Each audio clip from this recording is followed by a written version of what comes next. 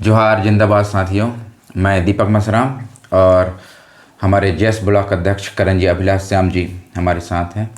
जोहार जिंदाबाद साथियों, आज हम लोग आपके सामने आए हैं क्षेत्रीय मुद्दों पे बात करने के लिए। जैसा कि आप सभी को पता है, आज हम लोगों ने प्रशासन को क्षेत्र के जर्जर स्कूल, आंगनबाड़ी और स्कूलों में पहुंच मार्गों को लेकर जो हालात है अवगत कराया है ज्ञापन के माध्यम से। इस मुद्दे को लेकर हम आपके सामने हैं बात करने के लिए कि हमारे जो करंजिया क्षेत्र में 14 ऐसे स्कूल हैं जो हमारे जानकारी में भी अभी तक आया है। संख्या इससे ज़्यादा भी हो सकती है। एकदम जर्जर भवन है। 14 ऐसे स्कूल हैं, सिर्फ करंजिया क्षेत्र की मैं बात कर रहा हूँ। 14 ऐसे स्कूल हैं जो जर्जर हैं और वहीं भवन विहीन स्कूल, जिनके पास भवन ही नहीं है। बच्चे घरों में पढ़ रहे हैं, किसी के पर्सनल घरों में जाके पढ़ रहे हैं।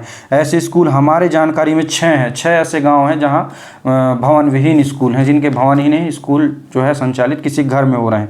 और 3 ऐसे मामले आए हैं जिनका जो आंगनवाड़ी है वो जर्जर हैं। और मैं ये एग्जैक्ट डाटा नहीं कह रहा हूँ, इससे भी संख्याएं बढ़ सकती हैं। जो हमारे पास जो जानकारी आई है उसके अनुसार हम बता रहे हैं। और जो पहुंच मार्ग का मामला है कि स्कूल तो बने हुए हैं, जर्जर तो हैं ही, वहाँ पहुँचने के लिए बच्चों के लिए रास्ते नहीं है। जैसे बारिश होती है तो कीचड़ भर जाता है रास्ते में, आने जाने में बहुत परेशानी होती है। तो ये मामला है जिसमें अभी तक हमारे पास 5 मामले आए हैं, जिसमें से एक मामला तो बहुत सुर्खियों में रहा है। वो तस्वीर आप लोगों ने देखी होगी कि बच्चे एकदम तेज नदी के धार को पार करके स्कूल जा रहे थे। वो बहुत ही हृदय विदारक वो तस्वीर थी, आप लोगों ने देखी होगी। तो ये भी मामला है कि बच्चे जो है पुल ना होने के कारण तेज बहाव पानी में अपनी जान जोखिम में डालकर स्कूल जाने को मजबूर है हमारे क्षेत्र में। तो ये मामला है। और साथ ही साथ जो पुल हैं जो बनाए गए थे व्यवस्थाओं के लिए, वो ढप हो गया, पुल बहकर चला गया, जहाँ पर भ्रष्टाचार किया गया, जिसका किसी की कोई जिम्मेदारी नहीं हुई। तो इन सभी मुद्दों को लेकर हमने आज ज्ञापन सौंपा है। और इसमें जो ग्रामीण हैं वो बहुत आक्रोशित हैं। वो आज ही आकर घेराव करना चाहते थे, लेकिन हमने कहा है कि पहले शासन को एक प्रकार से जानकारी दी जाए और एक निश्चित समय सीमा हमने कहा है प्रशासन से कि लगभग 1 महीने के अंदर आप जो है सभी व्यवस्थाओं को दुरुस्त करिए, अन्यथा हम लोग गांव वालों को लेकर, और ये एक ही गांव का मामला नहीं है, पूरे करंजिया ब्लॉक का मामला है। तो हर गांव से लोग आक्रोशित हैं और सारे गांव वालों को लेकर यदि उचित व्यवस्था नहीं होती है तो हम लोग जो है आंदोलन करने के लिए विवश होंगे। इसकी पूरी जिम्मेदारी शासन प्रशासन की होगी, क्योंकि ये लापरवाही शासन प्रशासन की है। शासन प्रशासन यदि अपनी जो जिम्मेदारी है वो सही तरीके से निभाती, हमारे स्कूल आज से ही जर्जर नहीं है। ये स्कूल लगभग 2-3 साल जर्जर होते जर्जर हुए हैं, और कुछ स्कूल तो 2-3 साल पहले तोड़ दिए गए हैं जो आज तक नहीं बने हैं। तो ये मामला सिर्फ अभी का नहीं है, ये मामला 2-3 साल से है। लेकिन लोग आक्रोशित थे, कुछ लोग ज्ञापन भी दे रहे थे, लेकिन एक एकता नहीं दिख रही थी कि एक साथ कोई इस मुद्दे को उठाए। तो हम लोगों ने इसको संज्ञान में लिया है और सभी जितने भी गाँव वाले हैं, जितने भी गाँव में जर्जर स्कूल हैं, सभी को लेकर हम इस पे अगर उचित कार्यवाही नहीं होती है, उचित व्यवस्था प्रशासन की तरफ से नहीं होती है, तो एक बहुत बड़ा आंदोलन हम लोगों को करने को मजबूर होना पड़ेगा। साथियों, जिस तरह से प्रशासन और सरकार हमारे बच्चों की शिक्षा को लेकर बिल्कुल भी ध्यान नहीं दे रही है, वो संवेदनहीन हो चुकी है।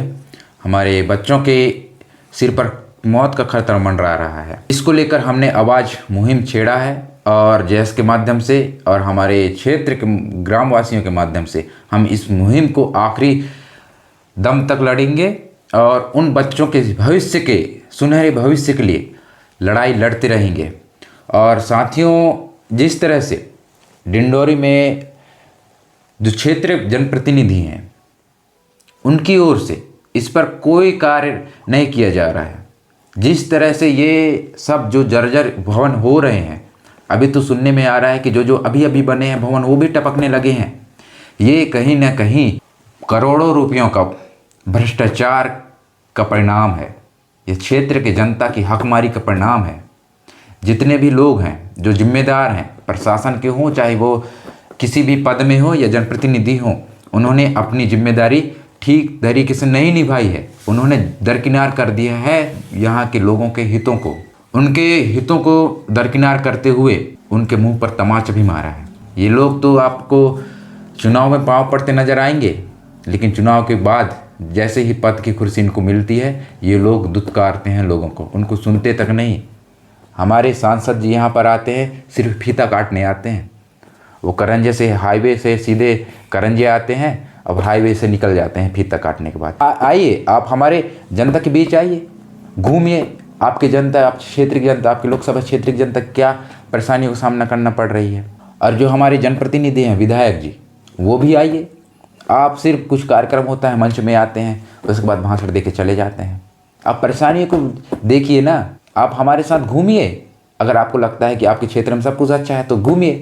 जैसा आपको सच्चाई से अवगत कराएगी, जैसा आपको उन स्कूलों तक लेकर जाएगी, जैसा आपको उन बच्चों को तक लेकर जाएगी जो अपने सर पर मौत रखकर पढ़ाई कर रहे हैं। मैं किसी पार्टी या किसी व्यक्ति को व्यक्तिगत रूप से नहीं बोल रहा हूँ, मैं उन लोगों से बोल रहा हूँ जिन्होंने जिम्मेदारी ली है, जिन्होंने लोगों का भरोसा दिलाया है कि हम आपके हक के लिए लड़ेंगे, आपके अधिकार के लिए लड़ेंगे। आपसे उम्मीद करती है हमारे क्षेत्र की जनता। लेकिन साथियों, अगर ये लोग 15-20 साल से पद में हैं, सत्ता में हैं, तो इनका भरोसा आप कैसे कर सकते हैं। अगर आपकी स्थिति ऐसी है, आपके क्षेत्र की स्थिति ऐसी है, आपके बच्चे जब मौत के साए में बैठकर पढ़ाई कर रहे हैं, तो आपको ये भी जिम्मेदार व्यक्ति होने के नाते आपको हक के लिए आवाज़ उठाना पड़ेगा। आप उन लोगों से जवाब मांगना पड़ेगा जो को आपने चुनकर सदन में भेजा है, जिनको चुनकर आप दिल्ली भेजते हैं, भोपाल भेजते हैं, सदन में बैठते हैं, लोकसभा में, विधानसभा में।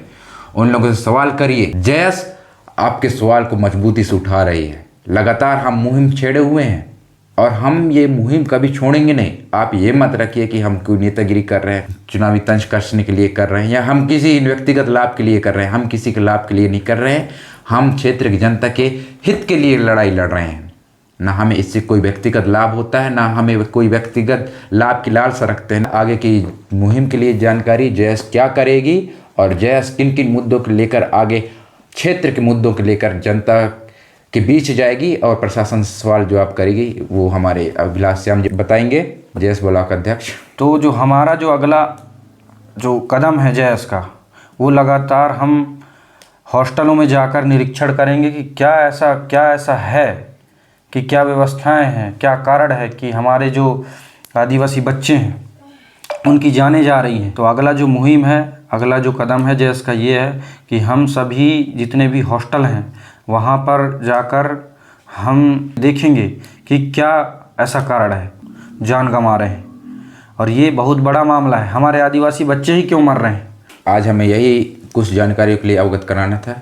धन्यवाद समय देने के लिए। और मैं क्षेत्र की जनता से अपील करना चाहता हूँ कि आप सभी जो हमको देख रहे हैं मीडिया के माध्यम से, कि हम लोग जो जनहित के मुद्दे जो उठाते हैं, आप ज़्यादा से ज़्यादा हमें सपोर्ट करिए, ज़्यादा से ज़्यादा अपनी रुचि दिखाइए, क्योंकि हम अपने निजी स्वार्थ के लिए ये सब नहीं कर रहे हैं, आपके बच्चों के लिए कर रहे हैं। यदि अच्छे भवन बनेंगे, अच्छी शिक्षा होगी, तो आपके बच्चे अच्छा पढ़ेंगे और हमारा देश विकास करेगा, समाज विकास करेगा, हम और आप सब विकसित होंगे। तो इन्हीं उम्मीदों के साथ आप सभी का बहुत बहुत धन्यवाद हमसे जुड़ने के लिए। धन्यवाद।